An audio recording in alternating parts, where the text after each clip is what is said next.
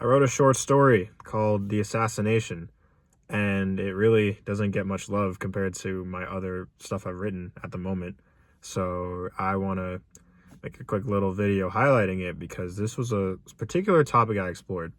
Now it falls within the realm of the ESSO trilogy, extrasolar settlement operation, the ESSO universe, right? The broader science fiction universe that I'm crafting here, really, just putting it together as I go. But this broader universe around my original novel, Rocky Frontier. And, that falls into the ESSO trilogy. And it all started with Rocky Frontier, which I wrote a couple years ago. But this was a story that I wrote. I don't remember exactly when, maybe a year or a year and a half ago. Actually, maybe a little longer, but time flies quickly these days. But the assassination takes place within this universe.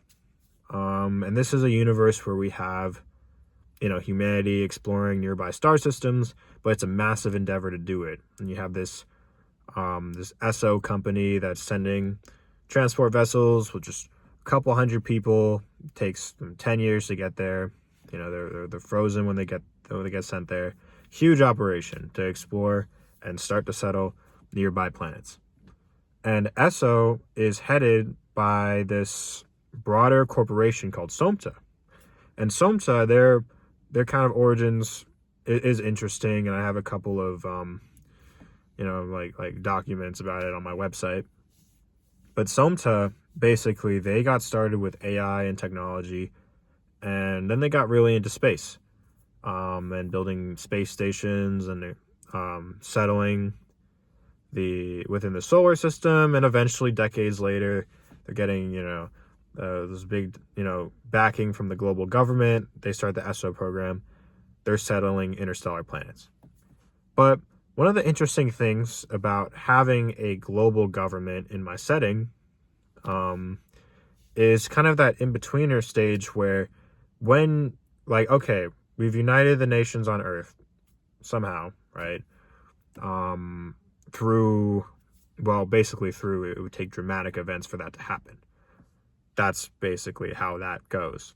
But now we have the added challenge of do national borders even mean anything when you're talking about territories on nearby, out in space, like on the moon or on Mars? You quickly find that old disputes, right? Old country borders, right? You have American properties, Chinese properties, Russian, Indian, that those don't go away just because you had a coalition of countries, they formed a global government. It was a major global crisis, and they were able to unite the planet, right? Would be the biggest accomplishment in history. But this global government, its jurisdiction over star systems, right? The one star system that we live in, but over these other space territories is questionable. And that's where you have an enforcement of that. And you have global government agents get sent to settle disputes. And so that's the backdrop of this story. And basically it takes place on a space station in Earth's orbit. And there is a high-profile global government figure who was assassinated by a type of terrorist called nationists. Well, they're not all terrorists, but what I'm saying is it's a movement. Right? You have nationists.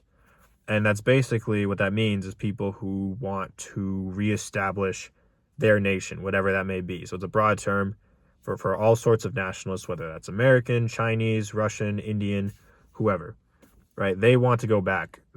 They don't believe in a global government.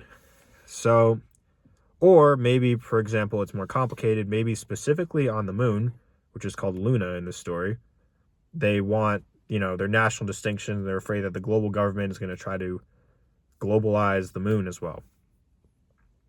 So, because the moon has this kind of independent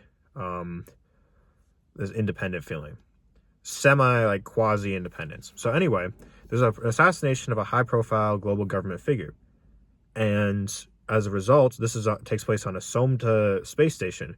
So SOMTA is worried. They're like, we don't want we don't want to catch a bad rap for this. We're going to send our own private investigator to figure out, if they can figure out the details of what happened before all this stuff gets publicly released, or at least before the public court proceedings. Like, you're not going to stop that from happening. But, we want to update our station security as soon as possible. Who knows if you've got copycats or other types of people. We want an investigation focused on station security. So they send their private investigator. The global government sends their detective, right, to figure out how did this assassination happen? How did it happen? And those are our two main characters in the story. And what makes the story unique, not just that it explores the a certain time period within my sci-fi universe where the global government is really coming into existence. So that's something that I definitely want to expand more and work on, because how do you unite the nations and then have jurisdiction over nearby space colonies? I definitely want to explore that.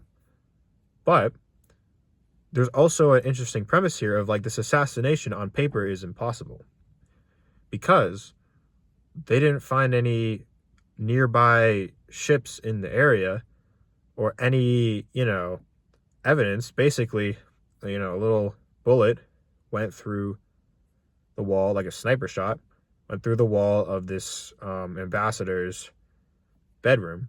I think he was an ambassador. I wrote this a while ago, but his bedroom, right? And killed him. But the bullet disintegrated, and now there's not enough evidence to know what the heck happened. And it's there was no nearby ship. We're struggling with what actually happened. And so it leads into some pretty crazy theories about just how far could you take it. If you planned an assassination in advance, when you're dealing with outer space, right, where theoretically, right, or when you're dealing with AI and advanced computing power, and you can plan things well in advance, and you can set things in motion, and in space, once you set something in motion, it doesn't stop, right?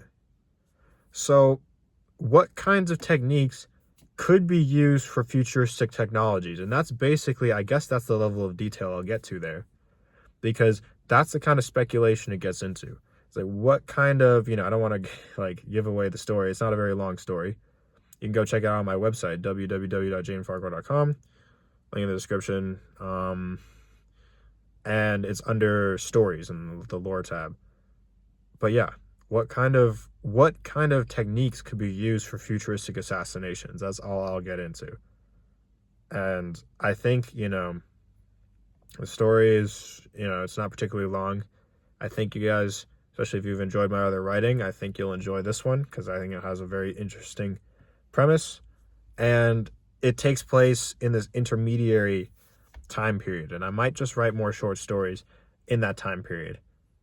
On a broader note, just talking about my writing career and other stuff, I do think if I'm going to be doing independent self-publishing, if I'm going to continue with that, it's interesting. I don't know where stories like the assassination would fall, because that's not something that I would necessarily submit. I'm not opposed to submitting stories to online things or magazines or blogs, whatever. I'm not opposed to that form of with short stories, but with something particularly set in the this ESSO universe that I'm making, I do want to put that on my website. But then it's I should put in some sort of effort, maybe put together a collection or do something to get these more obscure stories out there efficiently. Because I am wondering, how can I get people to check this out?